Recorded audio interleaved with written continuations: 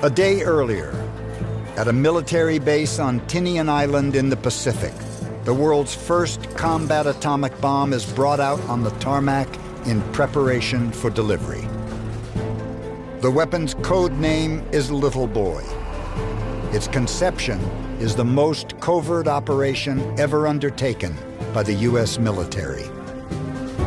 Some say it holds the power of the sun, the stars, the cosmos. But to the crew, the bomb looks like something much less cosmic. Little Boy was 10 feet long, weighing more than the biggest pickup truck you can buy. Morris Jepson is one of 12 Enola Gay crew members whose mission is to drop Little Boy on a yet-to-be-identified Japanese city. At 2:45 a.m., almost 12 hours after loading the 4.5-ton cargo, the mission officially begins. The Enola Gay takes off and heads west toward Japan.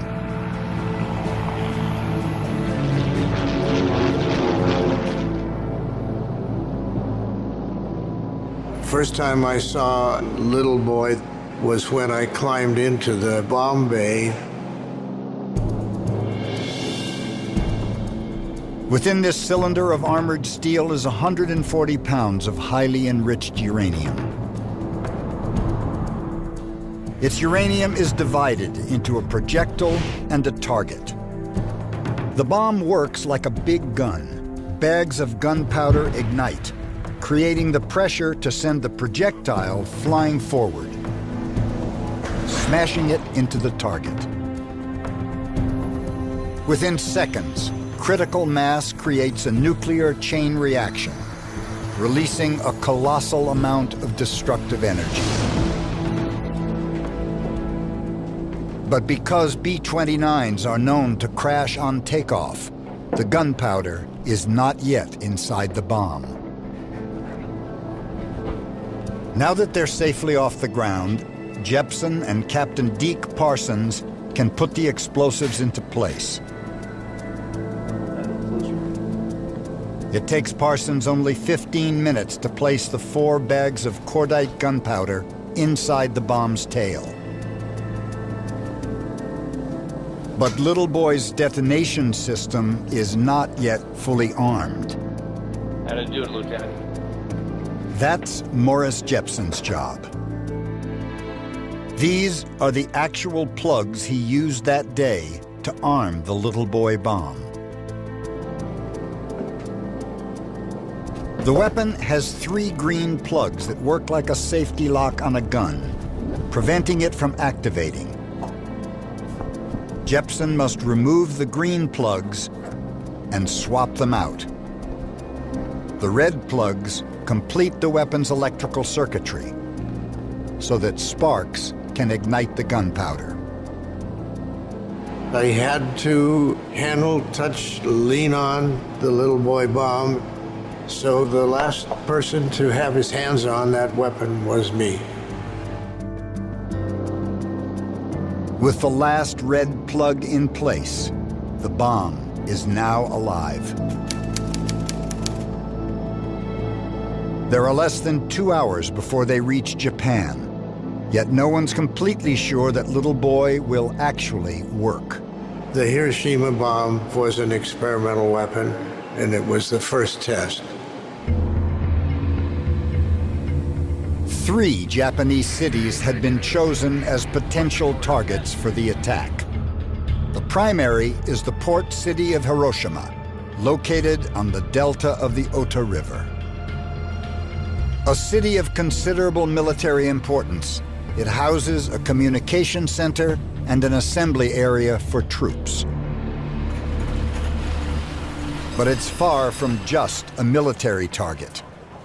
80% of the people here are civilians. Since the previous March of 1945, almost every major city in Japan has been firebombed. Yet Hiroshima remains untouched.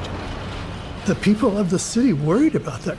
Were they being chosen for something especially terrible? But as the Enola Gay reaches Japan, Hiroshima's fate is still not final. It all depends on the weather. One of the requirements for the target is that it has to be visible from the air. Weather planes fly ahead to check the conditions over the 3 selected cities. As it happens, it is a clear morning at Hiroshima. The city's fate is now sealed. 13-year-old Shigeko Sosamore can feel the sun burning down on her on this hot, cloudless morning. She runs to join schoolmates in their assignment to clear the streets for fire breaks in case of attack. I look up the sky. I saw the beautiful silver airplane and the white long tail and the blue sky. It looks beautiful. And at the same time, I saw something drop. Shigeko is less than a mile from the Enola Gay's target, the distinctive T-shaped Aioi Bridge. Running across the river in the center of downtown, it can be spotted easily, even at 32,000 feet. 90 seconds before release, the bombardier sets his sights on the target about 2 miles below and makes careful, last-minute maneuvers. Will they hit the target? And will it explode at the preset altitude of 1,900 feet over the city? There are hydraulic actuated doors, big long doors, 12, 15 feet long.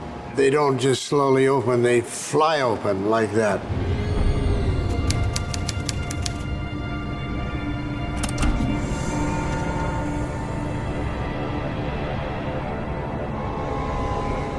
Jepsen and fellow crew members had done the math and expect the bomb to detonate at 42 seconds. That 43 seconds, I was nervous. I was monitoring the test box, thinking and counting in my head. The crew of the Enola Gay are not the only ones counting down at 8:15 on August 6th. 8-year-old Takashi Tanemori left home at 8 a.m. to get to his school. He's looking forward to playing with his friends. I was excited this particular morning for the hide and seek because I was chosen as it. So I was standing against the window looking outside. While Takashi counts, thousands of others are outside, en route to work and school. As the lone Enola Gay flies overhead, there's little alarm. It looks nothing like the bombing squadron most people fear. People assumed it was a weather plane. And instead of doing what the scientists had assumed would happen, which is that they would run into bomb shelters and be safe from the effects of the blast, people came outdoors to look.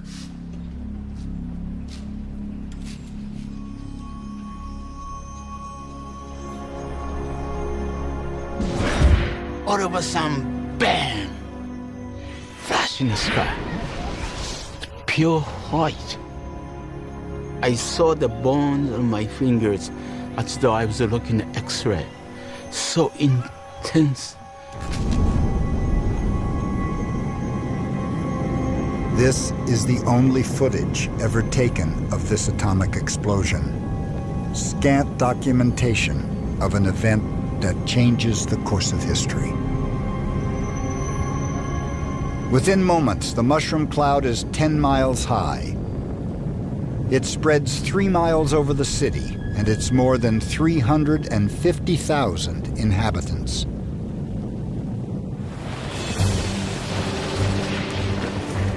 On the day of the attack, the United States has been in the war for 4 years and has lost over 100,000 men on the Pacific Front alone. Despite losing over 1 million men, the Japanese continue to fight fiercely. Some fear that if the war goes on, millions more will be lost on both sides. We thus saw the atomic bomb as a potential way to shock them into surrendering.